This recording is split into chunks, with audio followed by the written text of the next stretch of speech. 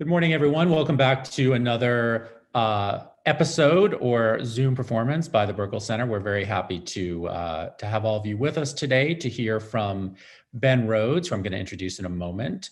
So just a reminder about our format for this morning. I will briefly introduce Ben. Ben will come on and talk about his new book, and then he and I will have a conversation about it. And then we'll open it up to questions from all of you. So please send in your questions using, I think it's the Q&A feature. We'll send an announcement around about that. And I'm happy to pose those to Ben, and we'll wrap in about an hour.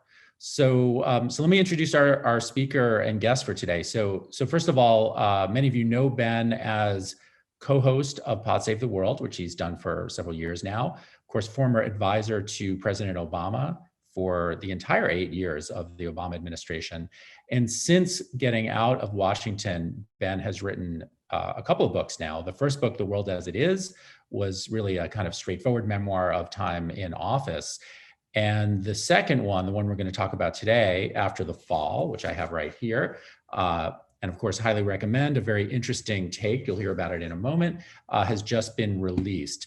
I'll also add Ben is a former professor at UCLA, so he taught a course for us. In fact, he talks about it in the book a bit. And Ben doesn't know this, but I'm hoping to drag him back into that at some point in the future. So let me turn it over to Ben Rhodes, and we'll get into his book discussion. Ben, welcome. Okay. Thanks so much, Cal. And it's good to be with you. And I would love to come back to UCLA. The parking aside, I had a wonderful experience.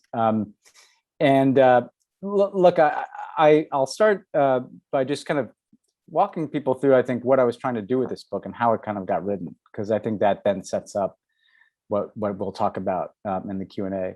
But essentially for me, I left government after 8 years, from the time I was 31 to 39, and I'm kind of spit out on the back end of this experience, and really a decade if you count the 2 years of the Obama campaign. Incredibly disoriented. I think anyone who goes through 10 years in that kind of circumstance, there's a natural disorientation to leaving the room where things happen, and from that degree of stress and adrenaline.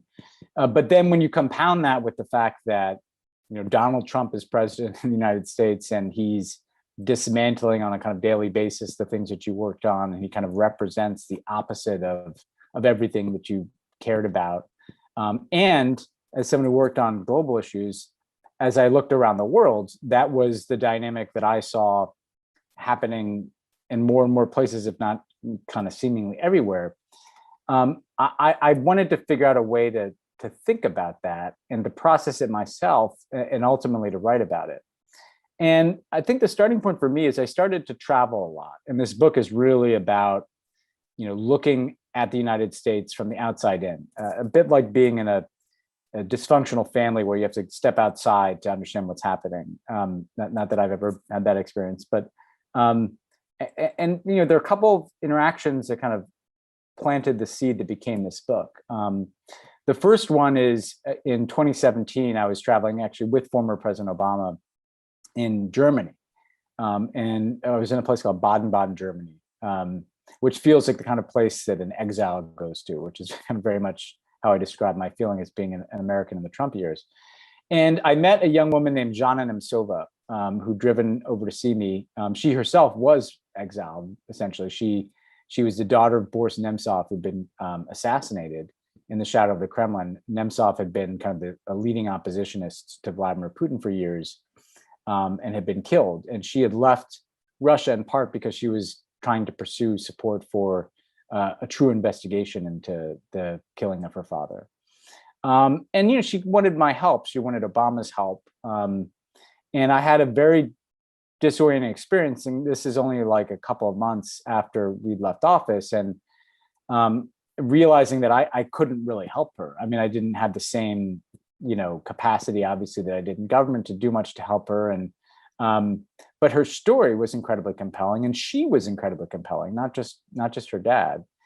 And I realized, well, how interesting it is to be able to to inhabit what's happening in the world through this one person's story that she's telling me of everything that happened in her family's life. And to kind of wrestle with it as someone who has worked on those very same issues from a position of political power and now is looking at them from the outside. And then, a little bit later, I was meeting with a democracy activist from Hungary. And Hungary is a country that is essentially gone from being liberal democracy to being something of a single party autocracy. And I asked him, can you walk me through how that happened under Viktor Orban, your prime minister, who was elected in 2010? And he said, well, it's quite simple. Viktor Orban was elected on a right-wing populist backlash to the financial crisis. He redrew the parliamentary districts to consolidate control for his party. He changed the voting laws to make it easier for his supporters to vote. He packed the courts with right-wing judges who would find in favor of his power grabs. He demonized civil society, passed some restrictive laws there. He enriched a set of cronies who then financed Orban's politics, but also bought up pieces of the media and basically created a massive right-wing propaganda machinery.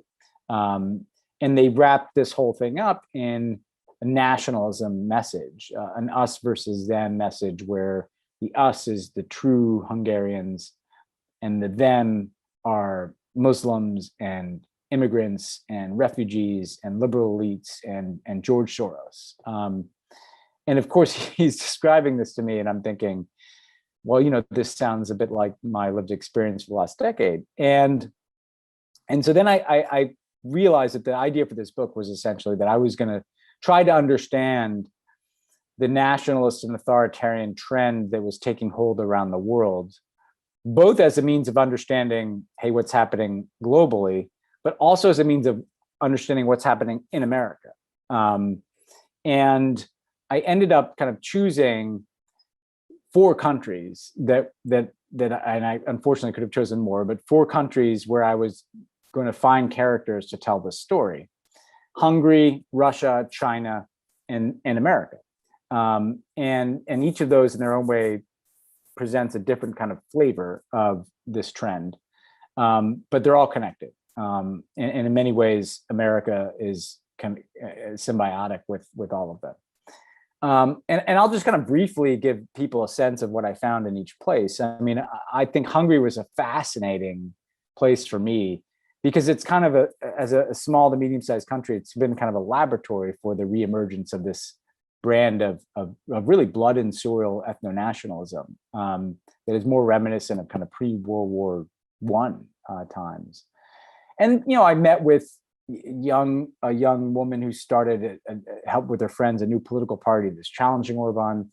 This incredible anti-corruption activist Sándor Lederer, who's the one that I referred to earlier, an investigative journalist, a civil society activist. So I had kind of the cross section of people, mainly younger people, my age and younger at least, and how is their lived experience told the story of what's happened in Hungary and what people are doing to push back. And what I was really struck by is the extent to which, the financial crisis in 2008 had been this kind of cataclysmic event. Orban himself described it as on par with the 3 great global regime changes of the 20th century, World War I, World War II, and the end of the Cold War. Although he said, everybody knew in the 20th century when they woke up that the world had changed the day after those things ended. Not everybody understood that with the financial crisis, but he did, and people like him did. And the story that I heard from my Hungarian characters was basically one of democracy not living up to the promise that people had after the end of the Cold War. A sense of kind of mounting frustrations with the inequality generated by liberal democracy and the corruption that crept into Hungarian politics. And when the bottom fell out in 2008, Orban recognized that confidence in democracy itself had collapsed, particularly confidence in the kind of American-led globalization as a system that was kind of fundamentally unfair, in the same way that the last system was fundamentally unfair. There may have been more freedoms, but there was still this kind of rampant inequality and sense of dislocation. And there was this kind of unresolved history that bubbled underneath the surface of Hungarian political life, kind of like underground rivers, the unresolved history of the battles between communism and Nazism in Hungarian society, where some people had collaborated with either side of that. And he kind of grabbed hold of Hungarian politics, seizing on those grievances and that kind of backlash to the collapse of confidence in this model, and he was kind of pulling it back to this very familiar ethno-nationalism, which again, as my interlocutors reminded me repeatedly, like is more the norm than the exception. I mean, Hungary had only been a democracy for around under 20 years before Orban was elected, but also just throughout history. There's something unique about the post-World War II period where there's this progression towards democracy. And as one of the people I talked to, actually a British counterpart in this, told me, there's something of an elongated reason cycle that we were shocked by World War II and by the Holocaust into putting up some guardrails and tempering that ethno-nationalism and having debates about ideologies, but less about the kinds of things that got us into World War II. And as that historical memory had faded, this has now reemerged. And I think the Orban story is emblematic of what we see in the politics of a lot of countries, a lot of democracies in particular, that are drifting in a more nationalist direction. Then Russia was the very logical next step, because Orban had in many ways just copied the playbook that Putin himself had generated. And I had spent a lot of time, obviously, thinking about Vladimir Putin over the years. But for me, it was instructive to really go back to the point of origins. And I talked to Alexei Navalny. I talked to Zhana Nemtsova, who I mentioned, and a couple of other Russians. And, Navalny's story was incredibly instructive to me because, he described, kind of that sense of grievance and humiliation born out of the way that the Cold War ended. He described being a child, and he's taught to believe that Russia is the greatest country in the world, or the Soviet Union is, and then all of a sudden it collapses, and he's getting West German army rations as a child. And hearing him just recount that, you can kind of feel the kind of grievances that a Putin was able to tap into after the collapse of the Soviet Union. And then his own career, and Boris Nemtsov's, has its roots in kind of the 1990s, when you had this kind of massive sell-off of the Russian state enterprises in incredibly corrupt ways.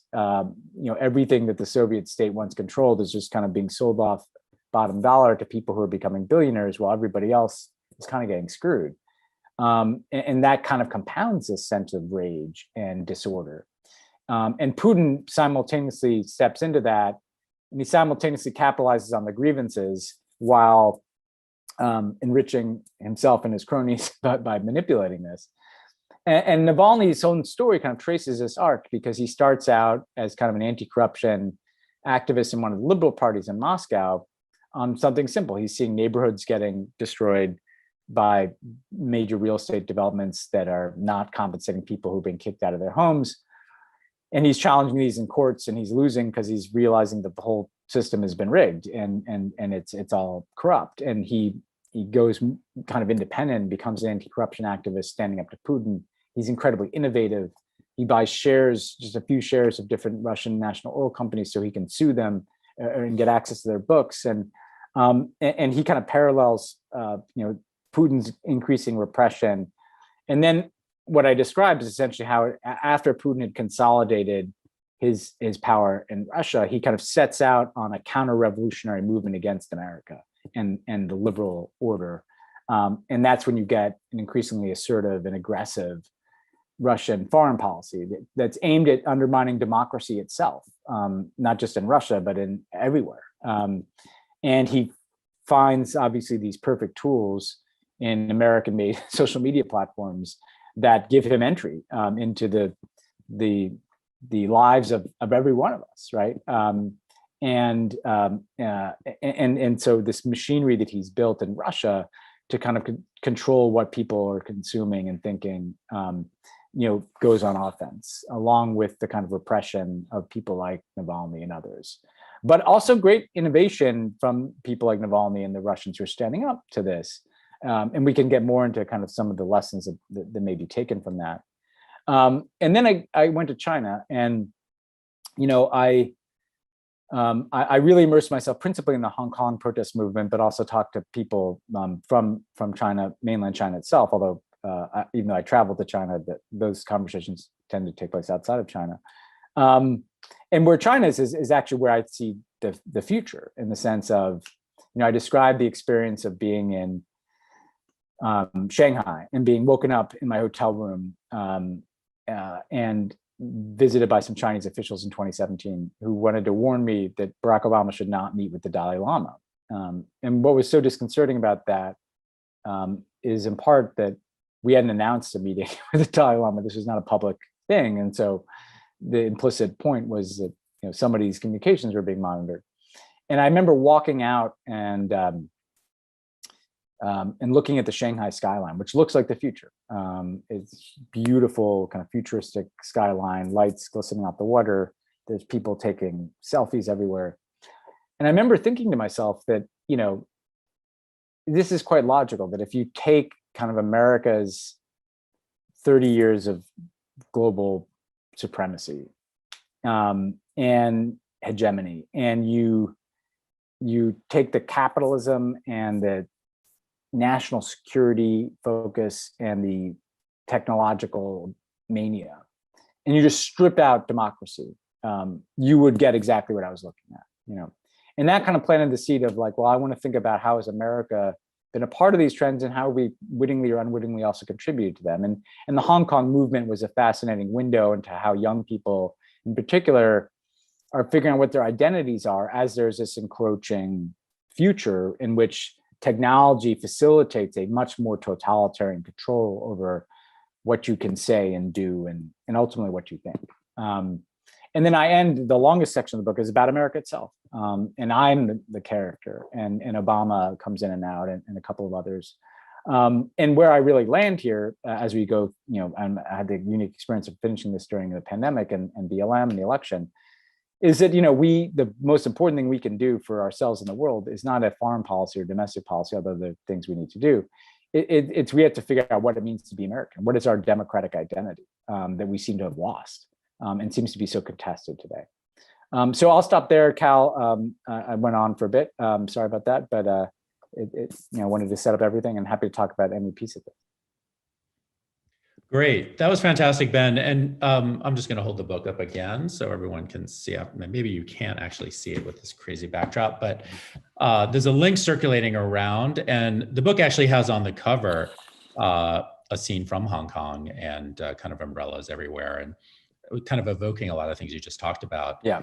So, there's so many interesting things about the book, and it's so I've read your previous one, which is, also a terrific deep dive into what it's like to be in the White House, but in many ways a much more straightforward memoir. This one is sort of a combination, as you kind of suggested, of a memoir, a kind of travelogue, but also a lot of interesting thinking about what is the world that we're in today, and how did we get here, and to some degree where we're going, but more how did we get here.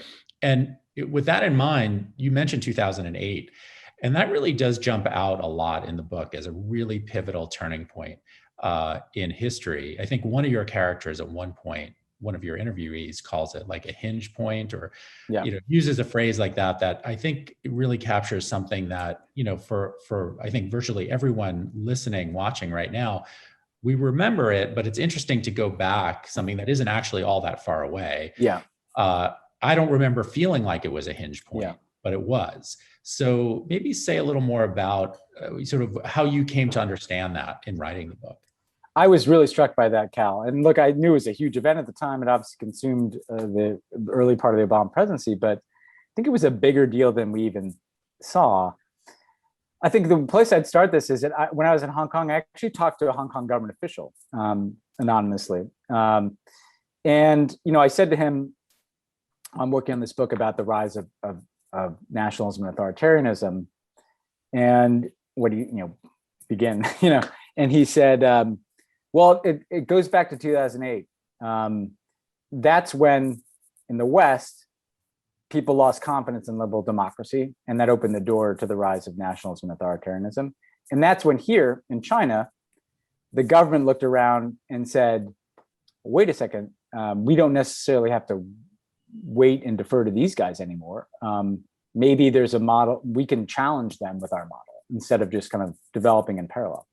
And that kind of summed up in miniature, kind of one of the core arguments of the whole book, which is that that's what happened. Now, it's obviously a more complicated story, but I do think that, in the West, and in kind of, the democratic world, if you will, that event was a big deal, in the sense that America had already kind of been, the Iraq War had already kind of delivered a bit of a body blow to kind of confidence in that the Americans kind of knew what they were doing and were trusted stewards of this.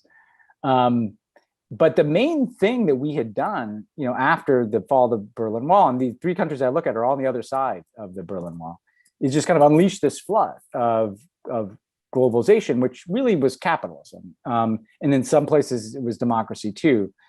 And that seemed to have this extraordinary momentum, like that everything was kind of solved and people were going to get woven together in this system that inevitably was going to make places freer. And when the bottom fell out of that, it was like, well, maybe this isn't the best option. Maybe we should start shopping for other ones. And I think that's what that Hong Kong official is telling me. And that's definitely the feeling you got. I mean, if you look at even the Brexit slogan, Cal, and I look at the UK a little bit in this book, it was take back control. I think there was a sense that everywhere that, people had lost control and their traditional identities, usually their ethno-nationalist identities, kind of became the port in the storm after that financial crisis, which, by the way, most of the rest of the world felt much more acutely than Americans. As bad as it was here, it was much, much worse in places like Hungary.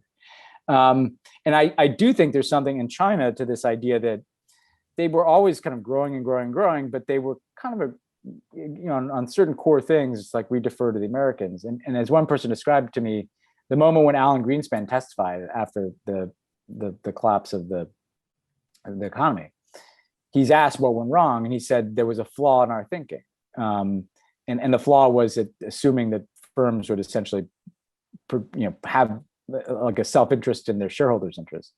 And he was like, bam, that was the moment, that was the gunshot heard in Asia, like there's a flaw, and so the Greenspan is kind of this oracle and kind of emblematic of this whole system. If he doesn't know why this happened, well, maybe the Beijing consensus is the better bet. Yeah, it's interesting because I was kind of mulling, it was the problem that capitalism of the sort that drove us to 2008 was was it capitalism itself, was it kind of inherent, or was it kind of a bad form of capitalism? So on the one hand, 2008 seems like, yeah, Greenspan, I'm sure, is right, and we had flaws in our system. But on the other hand, you talk a lot about the kind of crony capitalism that arose in places like Hungary and Russia in particular. And you kind of point out that Russia was really the template.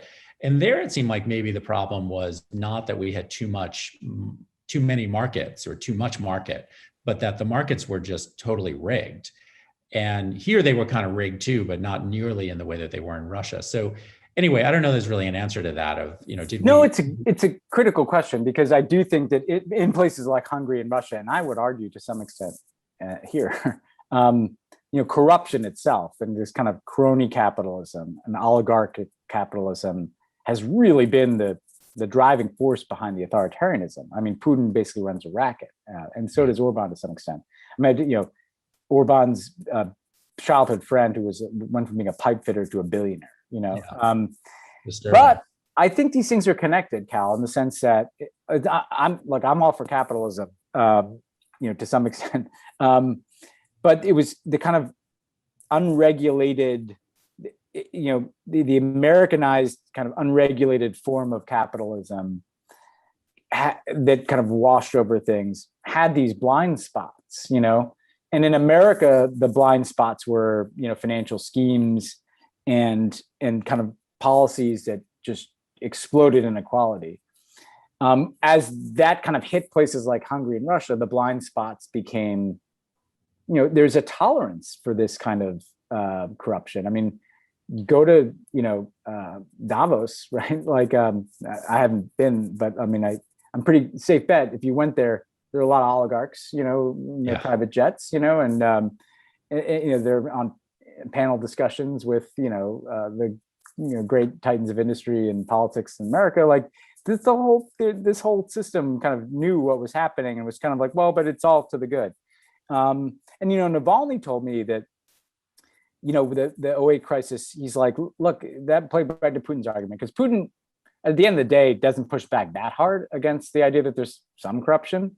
But his argument is it's corrupt everywhere. The Americans just have a different version of corruption. And when the banks are getting bailed out and everybody else is kind of getting screwed in the US, that's like his argument. It's like, see, like, they may have democracy, but it's the same thing in the end with, and I think it's, again, I don't want to assign all the agency to us, but I do think the excesses of our kind of post-Reagan Cold War model, in a lot of ways, this book, where I'm critical of the US and self-critical in ways, even about some Obama policies, it's the excesses that came from being so powerful, that power corrupts, right? And I think this is one of those areas where, even though we were not constructing these oligarchic schemes, and we like tolerated the blind spot, and we encouraged those Russian sell-offs, that created this. We thought, well, just privatize everything and it'll work out, and it didn't.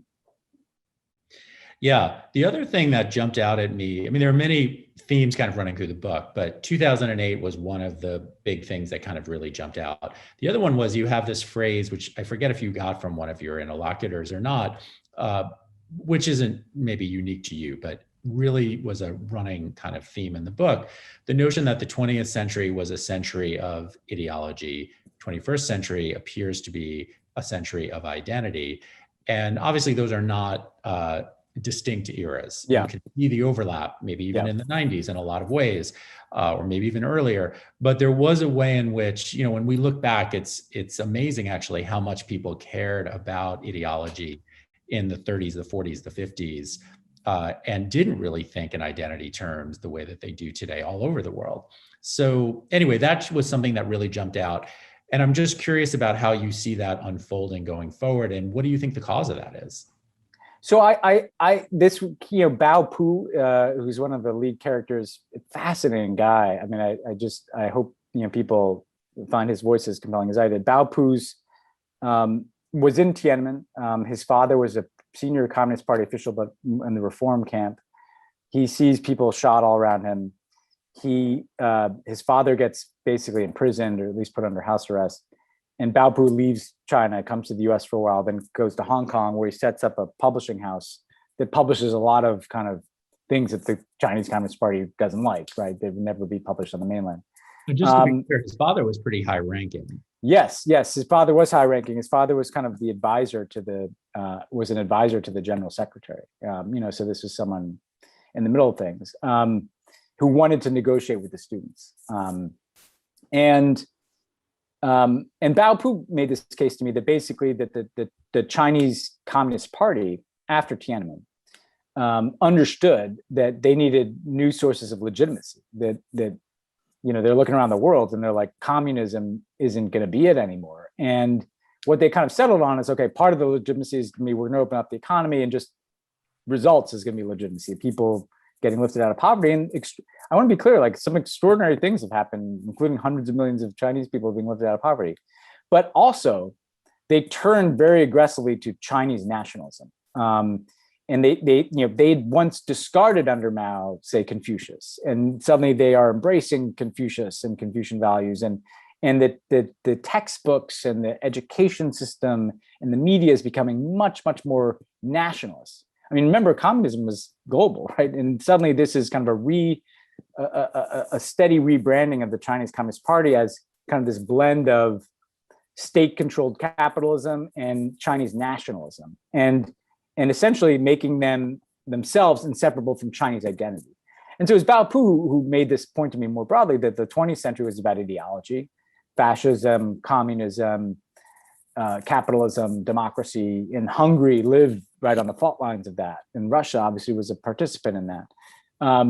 But that the 21st century is about identity. It's about, the older questions of who we are that tend in the direction of nationalism, and particularly ethno-nationalism.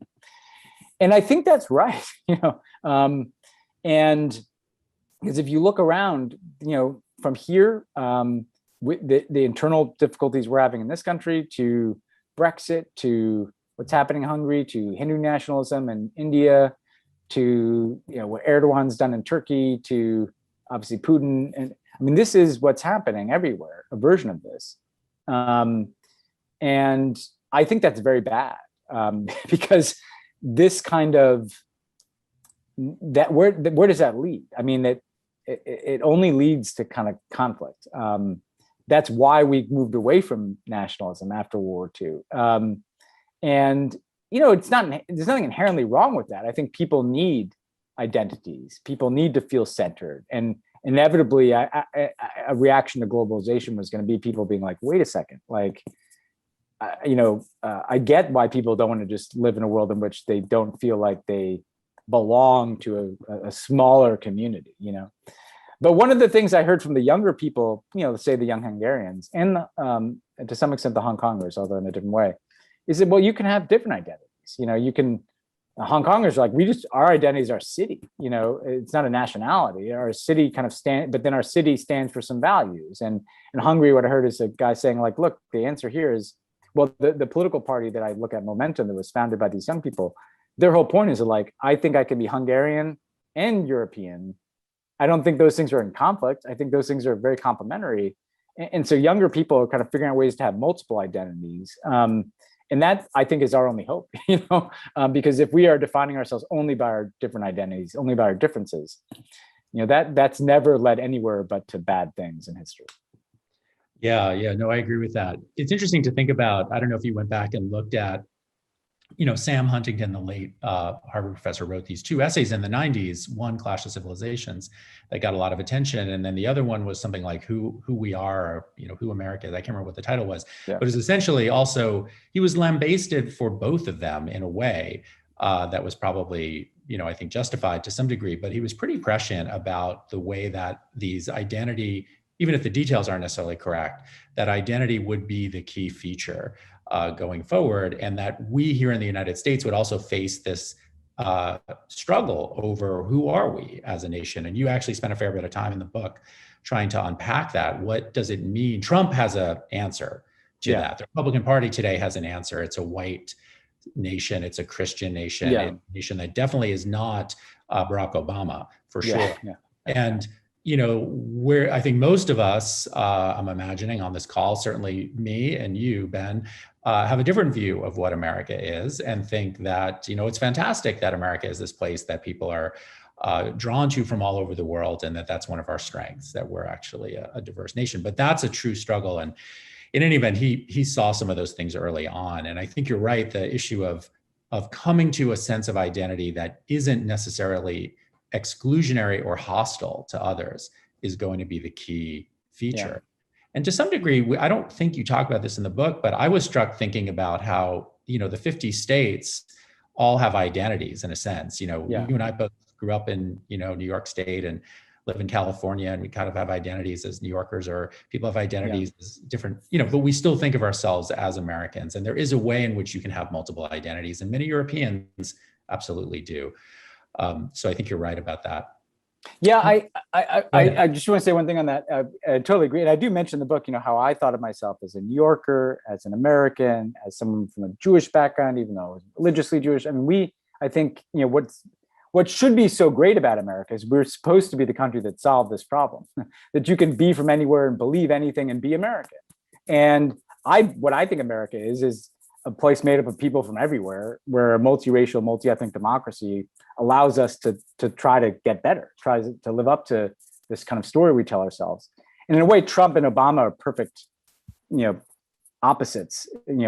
Trump, the exclusive identity that's largely white and Christian and backward looking. Obama, the inclusive future, the idea that America, in his own person, he blended together these different identities. And I think that, throughout our history, right? Like we had a Declaration of Independence where it said all men are created equal, written by a guy with slaves. Like this has been, it's not a new competition, but it plays out in new ways. And it's particularly intense now. And like, look, part of the truth, and I wrestle with this in the book, is like, Obama, I remember saying to him an argument that I make in the book, which is like, well, in the Cold War, it did seem like at least everybody agreed upon certain basic things. We were for these things and the Soviets were for these other things. And there were kind of guardrails against someone like Trump becoming president. And as Obama pointed out to me, that, well, yeah, but all the people in the rooms were white men. So it's easier to agree on all these things. And so part of the challenge here, and I talk about in the book, is like the particularly American flavor of this is, yes, some of the 2008 backlash that led to like the Tea Party was the sense of grievance because the system appeared rigged, but some of it was that we had Black president, and that increasingly, we're an increasingly diverse society, and there's been a reaction to that. And that's what makes these stakes so much higher here, is that we're either going to kind of work through that and emerge on the other side as a truly diverse and inclusive nation, or we're not. And that either way is going to be incredibly disruptive to some people. Yeah, no, I agree completely. Do you see let me just ask you a little bit, you brought up China in a few different ways, and obviously it plays a large role in the book. The US-Chinese relationship is so complex, and you had a kind of bird's eye view for many years. But now that you've done this kind of research for this book and thought a little more about where we stand in 2021, where do you see that relationship going? Because the two nations are on very different political tracks, even though you show some tangencies. One of the things that's striking about China that you point out, as others have, is the way that technology is being used in nefarious ways. But of course, that's also true here. It's maybe not the government that does as much of it, it's the private sector. But either way, technology is kind of rapidly kind of controlling us. And that's one of the points you make in the book, that there's this kind of, I think you use the phrase techno-totalitarianism. Yes. Yeah. Which is, I think, pretty accurate. So I'm curious where you see US-China relations going in the near term, given the kind of disparate paths we're on right now, even with these commonalities. I mean, quickly, I was, pretty terrified inhabiting the technology, where the technology is going. And as you say, it happens, Amazon knows things about me, the Hong Kongers, the story they told me was one of, and this was their words, not me, repeatedly they cited George Orwell. And they're like, it got to a certain point where this is Hong Kong too, where there's not total control. And I look at, the Uyghur situation and where there is total control too, but they're like, this society starts to be controlled because it just kind of becomes clear, like, if you want to get ahead, if you want to get a job, you want to advance in life, you don't be critical of the Chinese Communist Party online. You don't even go to websites that might be critical because someone's going to be monitoring that. You don't even send emails because someone could be reading that. And if there's such an effort to control what you can say and what information you can access, and invariably that's controlling what you think, so it's not just controlling speech. Technology allows you to go to the next level and to kind of literally engineer how people think, because there's so many incentives to think a certain way and so many disincentives. And what I call out in the book, and Cal, you and I have talked about this, and I think you've written about it, is like, we are already doing that here. I mean, I tell the story of Daryl Morey, tweeting about Hong Kong protesters and the NBA, losing, all this money. But like, I also tell the story about like Hollywood. Like, when's the last time you saw a movie that was at all critical of the Chinese government? John Cena just had to apologize in Mandarin because the Fast franchise relies on that market. our culture, which is supposed to be the freest in the world, has already self-censored itself. You don't even see that many movies about democracy like you used to, because a movie about democracy, even if it's not critical of China, is not going to run in China, which is as big a market, if for bigger for some movies than here. That's already happening. I'm uncomfortable with that, but maybe that's what people want. And my basic point, and this gets to your point of where this is going, is Americans have to decide, do we care about that? If we do, it requires completely changing our China policy. Because if you look at it from the outside in, even from China's perspective, what has America cared more about these last 30 years, including when I was there? When I know that in the first term, we needed China's help to save the global economy. After that financial crisis, in the second term, we needed to work with them in Paris to get the Paris Agreement done. Every president has had something that they wanted to work with China on since Tiananmen. That was important, but the message then is we care more about profits and national security and the development of technology than we care about democracy. How could you conclude anything else from looking at US-China policy for the last 30 years? And if we've gone to the mat with the Chinese over like their purchases of soybeans more than their human rights record. Well, I think partly we believed it was going to happen inevitably. It was going to be the internet, or it was going to be wealth, or we didn't need to worry. I mean, this is, I'm sure, a justification maybe post hoc. Yeah. We didn't need to worry because China was going to turn into us sooner or later. Turns out, yes, maybe not. We thought that, and whether we thought that because it was a rationalization. I mean, I think I remember genuinely thinking that for a time. I didn't think it evolved into a rationalization. And when Xi Jinping took power, it's like you can't avoid it anymore. So to me, we have to figure out, and the Biden team is kind of in the process of doing this, like, okay, if we actually really care about democracy, we're going to have to kind of go to the mat with these guys on things, in ways that are uncomfortable, but in ways that I don't think need to lead to like a war or even a Cold War. It just means, readjusting our priorities in the world. Yeah, agreed. So I know some of the questions we'll touch on this. So let me go to questions from viewers about our discussion. There's quite a few. So let me start with one actually about people are going to ask about the Biden administration, of course. Yeah, that's fine. I know that's fine with you. So the first question, Biden administration recently approved military aid to Egypt, with Tony Blinken stating that there'd been progress in terms of human rights. Given President Biden's campaign, given that he campaigned on, quote, no more blank checks for Trump's favorite dictator and human rights, how can human rights be recalibrated in this administration? So I think feel free to answer that more broadly outside of Egypt, but what should President Biden be doing? So I'll answer this. I tell this story, and I'll do it quickly in the book, of Mohammed Sultan, who, because I talk about how I think the forever war mindset has contributed to this anti-democratic trend. Mohammed was an Egyptian American from Ohio who went back to Egypt around Tahrir Square. He sees Mubarak get toppled. He's hopeful. He stays there. Then he's shot in 2013 after the Morsi coup, the coup that removed Mohammed Morsi. He's thrown in prison, even though he's an American citizen.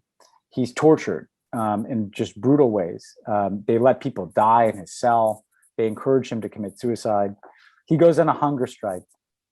Then they let an ISIS recruiter into his cell.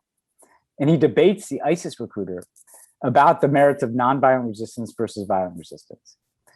This is a government, the Egyptian government, that we've given billions of dollars to, that is putting ISIS recruiters in the cells because they want to radicalize their opposition, because that justifies their repression and keeps the billions of dollars coming.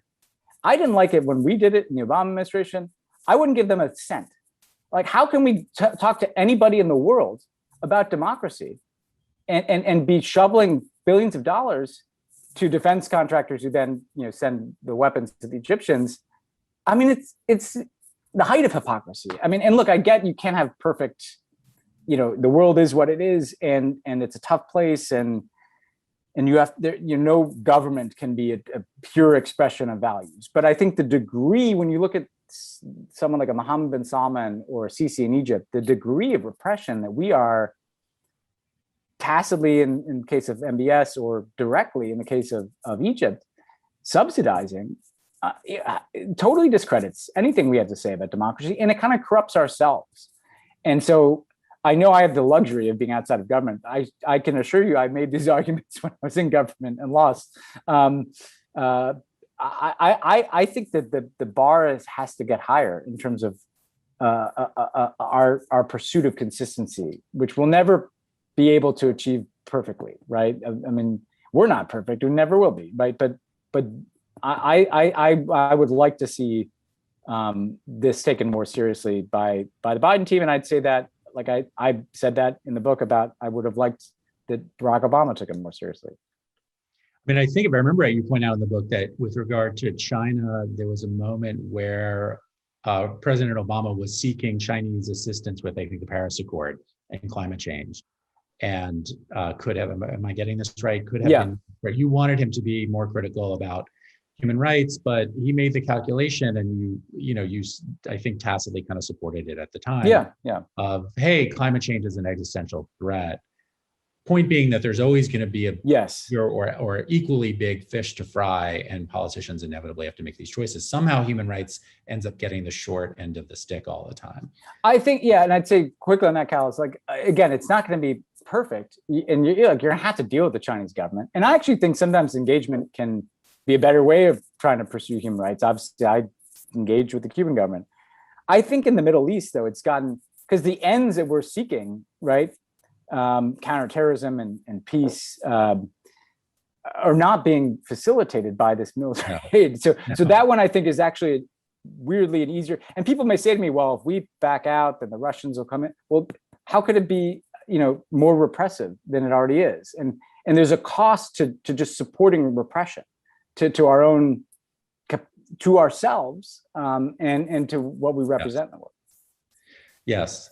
So the next question sort of dovetails a bit on that. So, I mean, this question is posed in terms of Trump, but it really can go beyond. So after Trump, can America still be considered a leader in the push for democracy? I mean, the system seems to be falling apart even now as the country becomes more polarized.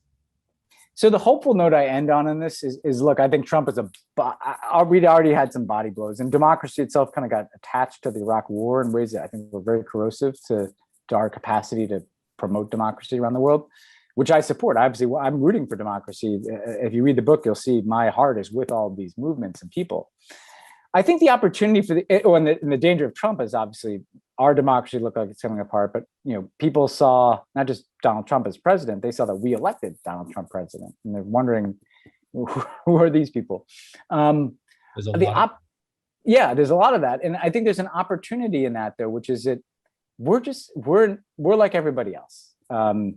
We have an exceptional story, but in terms of like that a nation can be a multiracial, multi-ethnic democracy, but we can have a corrupt autocrat with a son-in-law down the hall, like everybody else has had in the world. And the opportunity is, if we can work through it, it's actually it's more relevant example to people around the world than if we're just sitting there on high, issuing demands. Like our actions, our capacity to fight through this, if we can, I think will be a very powerful and positive example to people in other countries.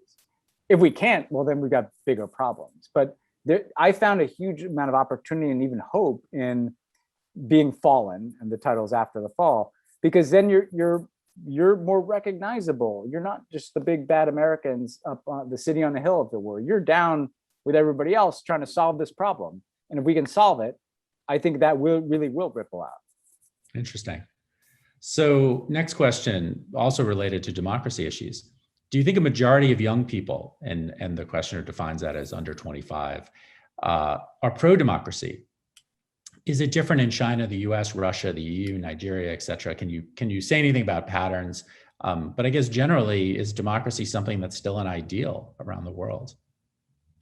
I think so. I mean, I think there are a lot of young people that I talk to for this book, and I engage a lot of young people through some other vehicles I have and work I do. And I've definitely found young people, broadly speaking, to be more inclusive, tolerant of different identities, of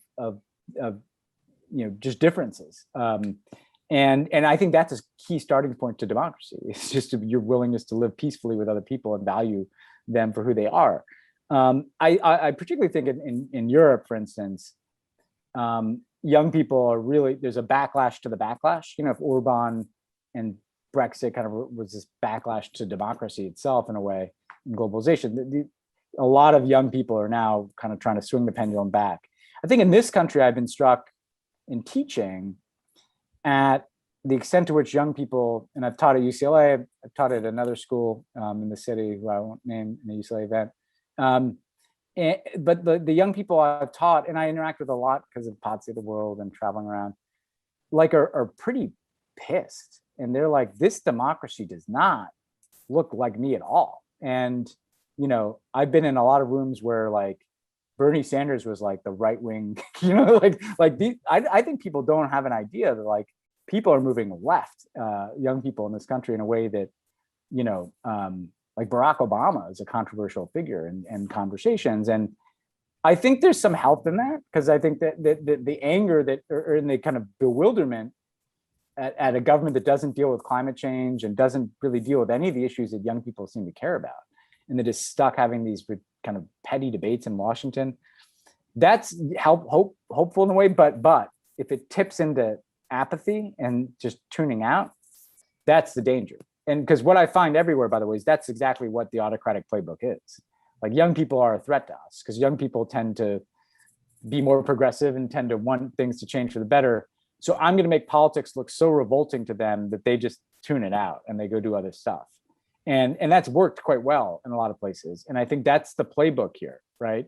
And so I think young people have to be mindful, like, no, the reason it looks so insane is that's what they want you to do. You actually have the power to change this. You're basically the only ones who do, because if you voted in certain numbers, different people win. And so I always implore young people to remember that. Yeah, I think that's really important. It's funny, people talk about Orwell a lot, and you did, but in some ways, Huxley, Brave New World, was more prescient. He talks about this world in which people are just too busy entertaining themselves and drugged up, basically, in a way, and just tuned out. And that's actually technologically tuned out, facilitated by that. That's actually the real threat. And I thought that was really striking in your book, the way that so many autocrats really do take advantage of people's distaste for politics and, inevitable inertia to just get their way eventually, to kind of wait things out. And I agree. I hope that that doesn't happen here. It doesn't seem to be. I mean, based on what I see around us, UCLA and LA are both places with, pretty active political culture right now. Hopefully it lasts. It feels that way. But the risk, right, is like, let's say the Republicans rig all these election laws, win the midterms, and then basically kind of steal the election in 2024. I don't know what happens. I think we'll have nothing good. And not just because the Republicans won. I mean, there will be some kind of breakdown, I think, in social cohesion from the left this time. And, I think also the Chinese figured, like the Chinese Communist Party, I always try to separate governments from people, because I don't think people are responsible for their governments, even in some democracies. TikTok is interesting to me because the Chinese have tried to create this experiment where you get the culture of liberal democracy. You get Beyonce, and you get big Marvel movies, and you get the NBA. You get the NBA, but we don't want any politics in that, no democracy in that. Can we kind of control this so that people have this thing to entertain them, but they just don't have any ideas in it. And I'm not suggesting there's great ideas in the music and movies, but it's not overtly political. And TikTok is interesting because, I mean, here there's politics on TikTok, but I think it's not a coincidence that that's the social media platform that emerged from China, because it's kind of about just like it's less. I mean, Twitter is a political. It facilitates kind of debate and argument in ways that I think are even unhealthy, obviously, as much as I indulge in it. TikTok can become a space of just creativity without politics, and entertainment without it. I think there's something interesting about the fact that that's the social media platform that emerged from China. Yeah, that's interesting.